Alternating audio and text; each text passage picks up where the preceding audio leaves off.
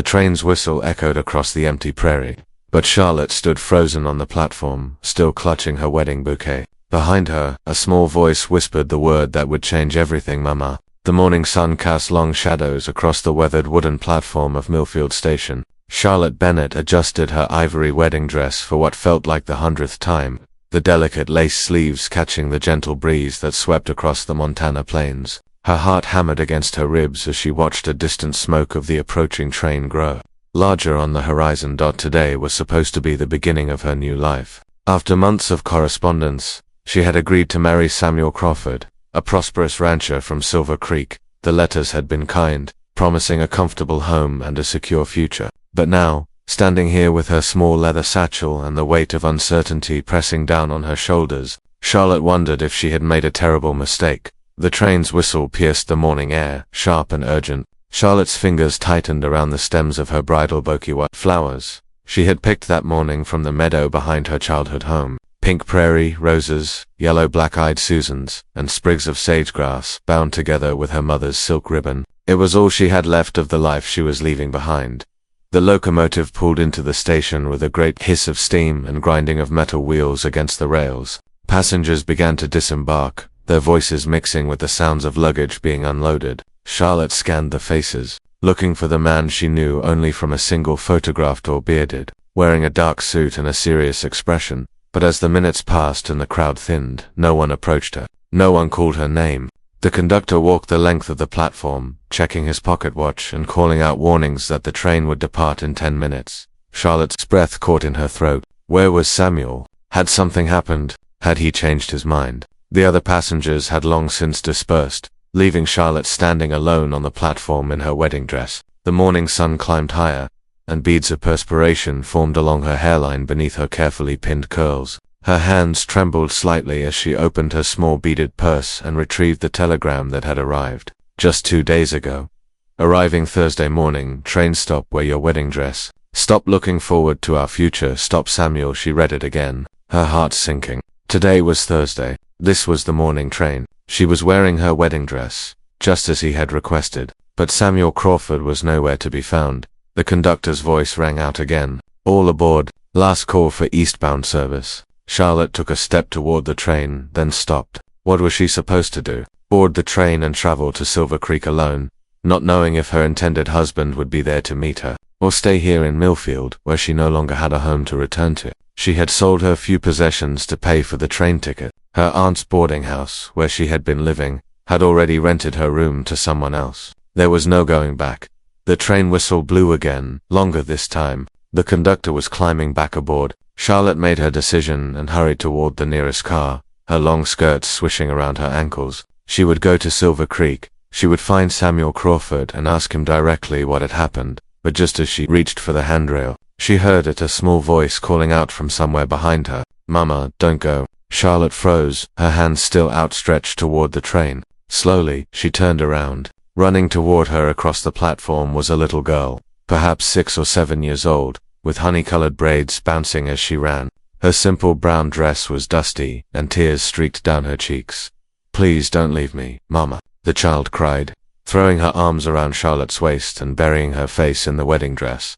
Charlotte stood perfectly still, stunned. The little girl clung to her as if her life depended on it, her small body shaking with sobs. Over the child's head, Charlotte could see a group of people standing near the station, housemen in dark suits and hats, women in traveling clothes, all watching the scene with curious expressions. Sweetheart, Charlotte said gently, kneeling down to the little girl's level, I think you've made a mistake. I'm not your mama.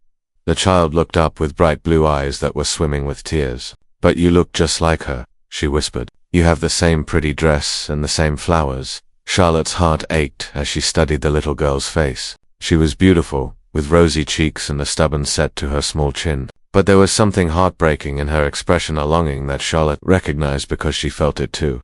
What's your name, sweetheart? Charlotte asked, brushing a tear from the child's cheek with her thumb. Ruby, the little girl said. Ruby Crawford. Charlotte's breath caught. Crawford, the same last name as her intended husband. Before she could ask any more questions, a man approached them from the group near the station house. He was tall and broad-shouldered, with dark hair and a neatly trimmed beard. He wore a black suit and carried a hat in his hands. Ruby, Come away from the lady, he said quietly. His voice was deep and gentle, but Charlotte could hear the exhaustion in it. I'm sorry, ma'am, he said to Charlotte. It's been a difficult day. Charlotte looked up at him, and recognition dawned. This was Samuel Crawford, older than his photograph, with lines of grief etched around his eyes, but unmistakably the man she had come to marry. Mr. Crawford, she said, rising to her feet, with Ruby still clinging to her skirts. Samuel's eyes widened. Miss Bennet. Charlotte. He looked her up and down, taking in the wedding dress, the bouquet, the traveling bag at her feet. I didn't expect, that is, I sent a telegram, ... double quotes, I received your telegram, Charlotte said. You asked me to wear my wedding dress and meet the Thursday morning train. Samuel's face went pale. No, he said, shaking his head. I sent a telegram yesterday cancelling ... explaining that we see OULDN single quotes. He stopped, glancing down at Ruby, who was listening to every word. Perhaps we should discuss this privately. But Ruby had no intention of letting Charlotte go. She can't leave, Papa, she said firmly. She's supposed to be my new mama. You promised I would have a new mama who would take care of me and read me stories and braid my hair. Charlotte felt her heart break for this little girl who had clearly lost so much. She looked at Samuel and saw the same pain reflected in his eyes. The telegram never arrived.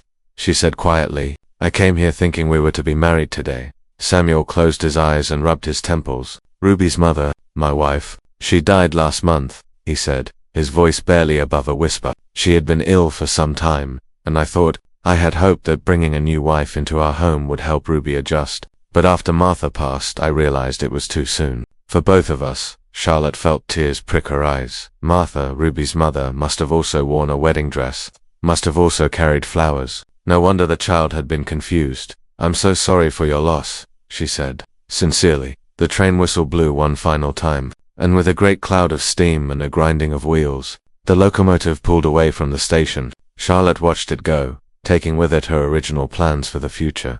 Now what am I supposed to do? She murmured, more to herself than to anyone else. But Ruby heard her and looked up with those bright blue eyes. You could stay with us, she said hopefully. We have a big house, and Papa says there's always room for one more at our table. Samuel looked embarrassed. Ruby, we can't just ... Actually, Charlotte said, surprising herself with her boldness, perhaps we could discuss an arrangement. Samuel raised an eyebrow. What kind of arrangement? Charlotte looked down at Ruby, who was still holding onto her dress. The little girl needed stability, care, someone to help her through her grief. And Charlotte needed a home and a purpose. Maybe this wasn't the marriage she had planned, but perhaps it could be something else, something better. I could work as Ruby's governess, she said. Temporarily, of course, until she's more settled. I have some education, and I'm good with children. You could pay me a small salary, just enough to cover room and board. Samuel studied her face carefully. You would be willing to do that, after traveling all this way expecting to be married? Charlotte smiled, and for the first time that day, it felt genuine. I think sometimes life has different plans for us than the ones we make for ourselves. Ruby clapped her hands together. Does that mean you'll stay? Will you really be my teacher and read me stories? If your father agrees, Charlotte said, looking at Samuel. Samuel was quiet for a long moment, considering. Finally, he nodded. It would be a great help, he admitted. I've been struggling to manage the ranch and care for Ruby at the same time, and she needs a woman's influence. Then it's settled, Charlotte said. She looked down at her wedding dress and laughed softly. Though I suppose I should change into something more practical. I like your dress, Ruby said. It makes you look like a princess. Well, Charlotte said, kneeling down to Ruby's level again. How would you like to help me pick out a new dress for tomorrow? Something suitable for a governess? Ruby nodded eagerly, her earlier tears forgotten.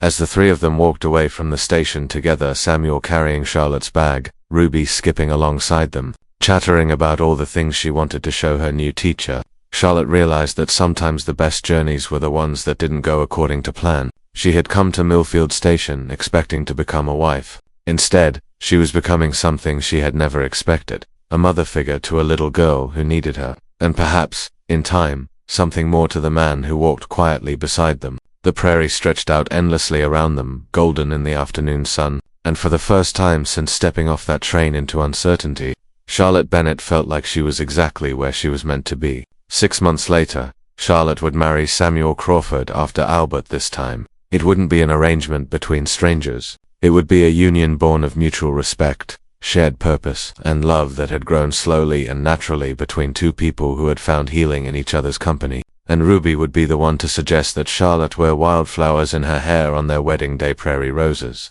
black-eyed Susans, and sage-grass, just like the bouquet she had carried that first day on the platform when a small voice had called her mama and changed everything.